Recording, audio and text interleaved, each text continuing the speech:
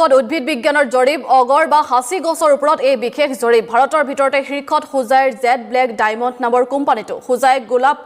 গোপালনগৰৰ নিবাসী তঞ্জিত আলীৰ এই সফলতা হাসি গছৰ খেতিৰ প্ৰতি অধিক আগ্ৰহী হ'বলৈ পৰামৰ্শ হাসি গছৰ পৰা উদ্ভাৱন হোৱা তেল উৎকৃষ্ট বুলি প্ৰমাণিত আৰু এই সন্দৰ্ভত হুজাইৰ পৰা ৰূপক বৰাৰ এক প্ৰতিবেদন আগবঢ়াইছো চাওক আচলতে 2024 বৰ্ষৰ ভাৰত চৰকাৰৰ বন বিভাগৰ অধীনৰ যি উদ্ভিদ বিজ্ঞানৰ এক পৰ্যালোচনা চলিছিল আৰু তাত আগৰ গছ অৰ্থাৎ অসমীয়াত হাসি গছৰ ওপৰত এক পৰ্যালোচনা চলিছিল আৰু সেই পৰ্যালোচনাত আমি যি স্থানত উপস্থিত আছো জেড ব্লেক ডায়মণ্ড কোম্পানীয়ে প্ৰথম স্থান ইতিমধ্যে লাভ কৰিবলৈ সক্ষম হৈছে আৰু সতীত কেমেৰা সহযোগী অৰূপৰ জৰিয়তে আমি পৰিৱেশটো আমি দেখুৱাওঁ আমি আৰু সেই প্ৰতিষ্ঠানখনত আমি উপস্থিত আছো আমি পুনৰবাৰ উল্লেখ কৰিম যে যি 2024 বৰ্ষৰ যি আগৰ গছ বা অসমীয়াত হাসি গছৰ যি বৈজ্ঞানিক পদ্ধতি সেই বৈজ্ঞানিক পদ্ধতিত আচলতে প্ৰথম স্থান লাভ কৰিবলৈ সক্ষম হৈছে জেড ব্লেক ডায়মণ্ড কোম্পানী আৰু সেই কোম্পানীটোৰ স্বত্বাধিকাৰ হৈছে তঞ্জিত আলী আৰু আমি পোনপটীয়াকৈ আমি তেখেতৰ লগত অকণমান কথা পাতিম আৰু তাৰ সমান্তৰালকৈ আমি অৰূপে পৰিৱেশ দেখুৱাই যাব কি জনাব আচলতে পোনপ্ৰথমে আপোনাক অভিনন্দন জনাইছোঁ যে উদ্ভিদ বিজ্ঞানৰ ভাৰত চৰকাৰৰ এক পৰ্যালোচনা চলিছিল হাসি গছৰ ওপৰত আৰু আপুনি তাত এক প্ৰকাৰ প্ৰথম স্থান আপুনি লাভ কৰিবলৈ সক্ষম হৈছে আপোনাৰ কোম্পানীয়ে হয় অনেক ধন্যবাদ আপোনালৈ আৰু এইটো আমি খুব কষ্টৰ মাজেৰে আগুৱাই গৈছোঁ আৰু যিটো ৰিপৰ্ট মতে আমাৰ পুৰা ইণ্ডিয়াতে ছাৰ্ভে হ'ল ইয়াতে আমি আগৰ পৰাই কৈ আছোঁ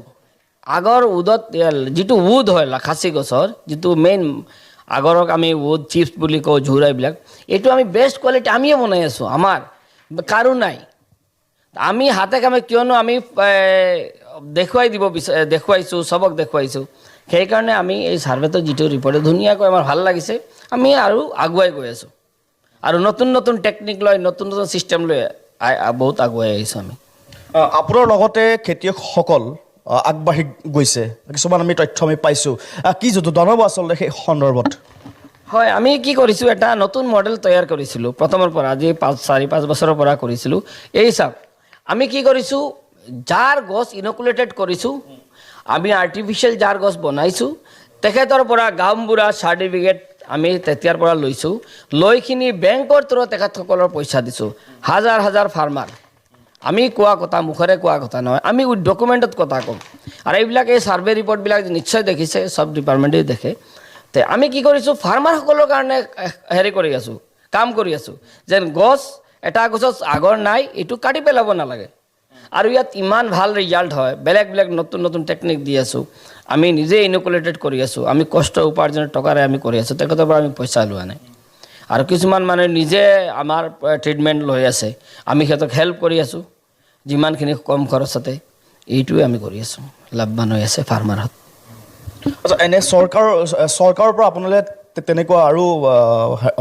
আহিছেনে অফাৰ এক প্ৰকাৰ বা তেনেকুৱা ধৰণৰ গছ আপুনি কাটা হৈছেনে বা কাটাৰ পৰিকল্পনা নিশ্চয় আমি প্ৰথম ইণ্ডিয়াৰ ভিতৰত দেখিব আমি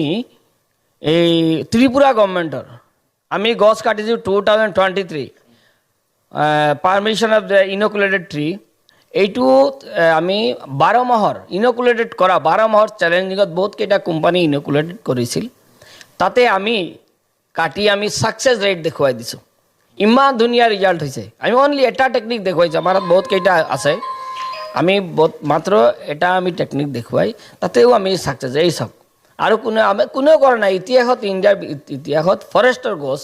ইনকুলেটেড কৰি আমি দেখুৱাই দিছোঁ আমি আৰু 9 বেটেলিয়ন আমাৰ বৰহমপুৰ তাতে আমাৰ এডিশ্যনেল SP আছিল মহিদুল ইছলাম বিবেকানন্দ SP ছাৰ আমাৰ বৰহমপুৰৰ MLA জিতু গোস্বামী ছাৰ চব আছিল আমি দেখুৱাইছোঁ তাতেও ধুনীয়া ৰিজাল্ট আমাৰ কুমাৰ ধৰম সেনা ক্ৰিকেটাৰ ফাৰ্মাৰ তেখেতো আহিছে আমাৰ ভিজিট কৰিছে ডাঙৰ কোম্পানীবিলাক দেখিছে আমাৰ কাম খুব ধুনীয়া খুব নিখুঁত হিচাপে আমি আশা ৰাখিছোঁ যি হিচাপত ইণ্ডিয়া গভৰ্ণমেণ্টে অসম চৰকাৰে ত্ৰিপুৰা চৰকাৰে এই বস্তুটো আগুৱাই লৈ গৈ আছে ইমান ইজি কৰি দিছে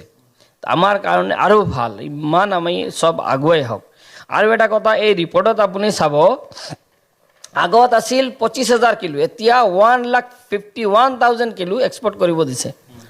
আৰু অইল আছিল 1500 কেজি এতিয়া দিছে 7,050 কেজি লিটাৰৰ হিচাপত দিছে আৰু ইয়াতে চাইটিছৰ কাম এতিয়া চলি আছে ইমান ইজি কুইক হ'ব সব বহি যিমান আছে সব অনলাইন হ'ব ইজি হ'ব প্ৰচেছিং চৰকাৰে কাম কৰি আছে এইটোৰ বিষয়ত বহুত কাম কৰি আছে দাদা আৰু এটা কথা যে আপোনাৰ ধৰক আপোনাৰ বিভিন্ন ধৰণৰ সাঁচি গছত আজি বিভিন্নজন আগবাঢ়ি গৈছে গছৰ এই ব্যৱসায়টোত কিন্তু ধৰক আপোনাৰ এনেকৈ বহু ধৰণৰ মন্তব্য আমি শুনো যে ধৰি লওক আপোনাৰ কাৰোবাৰ গছজোপা বৰ বিশেষ ঠিক হোৱা নাই বা উচিত মূল্য পোৱা নাই কি ক'ব আচলতে এই বিষয়ত মই এইটো ক'ব চবে বাবে খাচী গছ ইমান মূল্যৱান খাচী গছ লগালেই যেন আগৰ হ'ব এনেকুৱা নহয় বুজি লওক গছ লগালে ইয়াৰ ভিতৰত এটা ইনফেকশ্যন হয় নেচাৰেলি এটা কীৰা খাইছিল আজিকালি নাখায় আমি এটা ট্ৰিটমেণ্ট কৰোঁ বাহিৰৰ পৰা ফাংগাছ নিদিওঁ গছৰ পৰাই আমি এটা ট্ৰিটমেণ্ট কৰোঁ হাৰ্বেল ট্ৰিটমেণ্ট আৰু ইয়াতে আগৰ ধৰি লওঁ আৰু 100% ইনকুলেট কৰিলে যেনেকুৱা ব্ৰইলাৰ মুৰ্গী আপুনি এটা যদি হেৰি কৰে ৰাখে 1.5, 2, 3, 4 কেজি হয় কিন্তু লোকেল চিকেন এটা যদি আপুনি যিমান দিন ৰাখে ডাঙৰ কম হয় ৰেটটো বেছি হ'লে কিয় প্ৰফিট যিটো এইটোৱে মানুহে এই নেচাৰেল ওপৰত কীৰাৰ ওপৰত ভৰসা কৰি থাকে যেন কীৰা খাব